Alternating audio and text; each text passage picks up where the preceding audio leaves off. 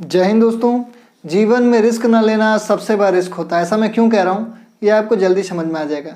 एक कहानी है जिसमें किरदार है, उसको एक बहुत ही मुश्किल फैसला उठाना है। एक तरफ जहाँ उसके अपने लोगों की जान है, वहाँ दूसरी तरफ 200 करोड़ का भारी नुकसान। ऐसे में उसने बिना सोचे समझे अपने लोगों की जान बचाने के लिए 200 करोड़ रुपए का सट्टा खेल दिया। एक ऐसा सट्टा जिसका वो भी श्योर नहीं थे कि वो परिणाम उसका क्या होगा। वो उनको चुटकी भर में सड़क पे ला सकता था उनका ये डिसीजन। पर ये पूरा का पूरा जो उनका डिसीजन था, इसकी पूरी बुनियाद जो टिकी थी वो था भरोसा। अब इस कहानी के दूसरे पहलू पे चलते हैं। वर्ल्ड की सेकंड एंशिएंट यूनिवर्सिटी, जिसको हम लोग ऑक्सफोर्ड यूनिवर्सिटी कहते हैं, वो अचानक सत्ते में आता है जब जनवरी 2020 में उसको मालूम पड़ता है कि हाई जो केकड़ा मैन है, हाई पूरे वर्ल्ड में फैला चुका है कोरोना और दाँत चियार रहा है इसे हैं फैला दिए। तो भैया जब फैलाता है ना, तो ऑक्सफोर्ड यूनिवर्सिटी तुरंत के तुरंत काम में लग जाती है वैक्सीन बनाने में। किसकी मदद से? जेनर इंस्टीट्यूट की वजह से। जेनर इंस्टीट्यूट एक सबसे प्राचीन मतलब रिसर्च का इंस्टीट्यूट है जो कि एडवर्ड जेनर के नाम से रखा गया था। एडवर्ड जेनर एक ऐसे साइंटिस्ट है जिन्होंने वर्ल्ड की सबसे पहली वैक्सीन बनाई थी। ठीक है, तो उन्हीं के नाम पे इस इंस्टीट्यूट को बनाया गया था। ये लोग फटाफट वैक्सीन बनाने के कार्यक्रम में लग जाते हैं और गवर्नमेंट की फंडिंग का भी वेट नहीं करते, मतलब इतना तेजी से कार्यरत हो जाते हैं।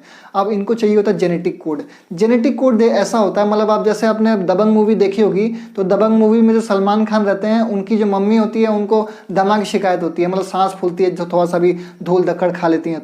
तो जब विलन को मालूम पड़ता है कि ये जैसे धूल धक्कड़ का एनवायरनमेंट इनको मिलता है वैसे ही सांस फूल फूल के मर सकती हैं, तो खूब सारा उनके ऊपर धूल धक्कड़ गिराना शुरू करता है। तो वो अचानक से वो सांस उनकी फूलने लगती है और वो मर जाती हैं। तो ये होता है एक तरह से जेनेटिक कोड। जेनेटिक कोड हमको ये बताता है कि किसी भी ह्यूमन बॉडी या ऑर्गेनिज्म या जो भी होते हैं वो किस तरह के एनवायरनमेंट में सुटेबल है और किस तरह के एनवायरनमेंट में उसको पसंद नहीं है। मतलब जिस एनवायरनमेंट में वो पसंद नहीं है उस एनवायरनमेंट में अगर हम उसको डाल दें तो अपने आप ही मर जाएगा, और उसी को हम लोग कहते हैं वैक्सीनेशंस। ठीक है, मतलब जो फर्स्ट ट्रायल जो एनिमल ट्रायल था वो सब सक्सेसफुल हो ही जाता लगभग। बंदा दाची याद आया था, हाँ हमारा तो एकदम सही है। तो भैया अब ये फर्स्ट फेज तो कंप्लीट हो गया, पर सेकंड फेज और थर्ड फेज अभी होना बाकी था। पर ऑक्सफोर्ड यूनिवर्सिटी को भरोसा था कि हमारी जो वैक्सीनेशन है ये काफ़ी हद तक कारगर हो। अब ऐसे में साइंटिस्टों की कड़ी मेहनत रंग लाई और उन्होंने बड़ी जल्दी ही एक वैक्सीन तैयार कर ली जिसका नाम रखा गया ऑक्सफोर्ड एस्ट्राजेनेका। पर इसको प्रोड्यूस करने के लिए एक मैन्युफैक्चरिंग कंपनी की ज़रूरत थी, और ऐसे में ही रोल आता है हमारे कहानी के हीरो का, जिसकी मैंने आपको शुरू में बात बताई थी। एक तरफ जहां उसका 200 करोड़ का नुकसान था, वहां उसके दूसरी तरफ अपने लोगों की ज़िंदगी थी। उस शख्स का नाम था अडर पूनेवाला सर। अडर पूनेवाला, ये देखिए फोटो में देख पा रहे हैं, serum institute of India, world का हाईएस्ट वैक्सीन मैन्युफैक्चरर कंपनी के CEO हैं ये।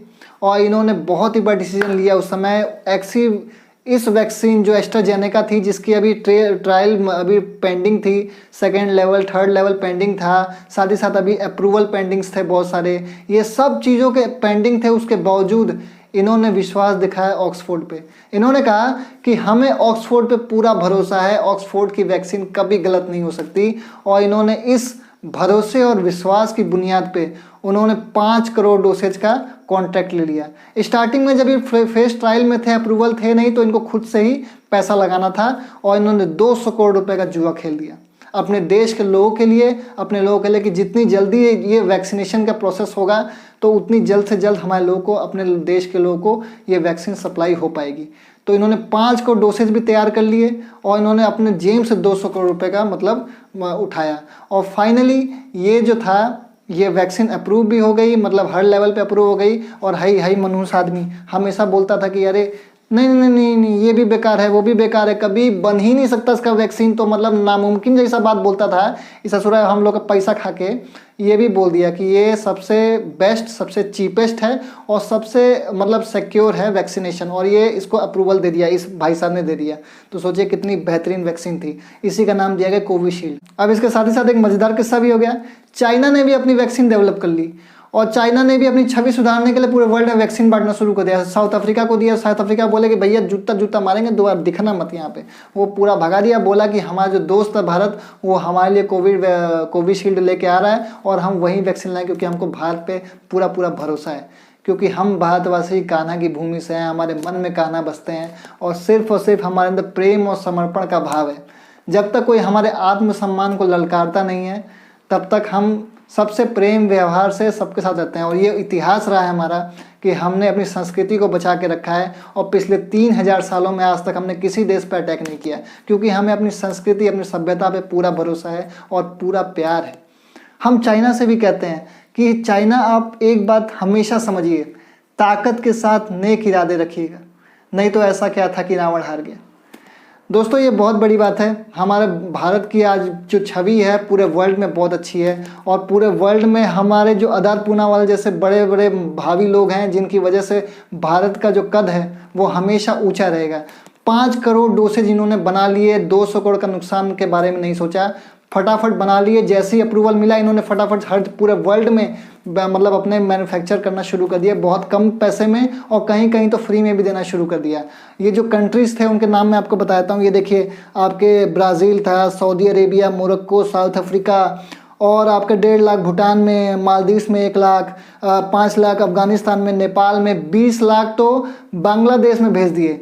बांग्लादेश की शेख हसीना जो सोनादिया पोर्ट चाइना लेने वाला था उनसे कि भैया हम आपका सोनादिया पोर्ट बनाएंगे, एकदम जापान की तरह एकदम हाई प्रोफाइल बनाएंगे, मतलब ये बोली कि भैया हमको तुम्हारे इरादे पता हैं, हम इंडिया के साथ गद्दारी नहीं करेंगे। और उन्होंने सोनादिया पोर्ट का जो बड़ा प्रोजेक्ट था चाइना के साथ उन्होंने सीधे सीधे कैंसिल कर दिया था और उन्होंने अपनी वफादारी दिखाई थी भारत के साथ।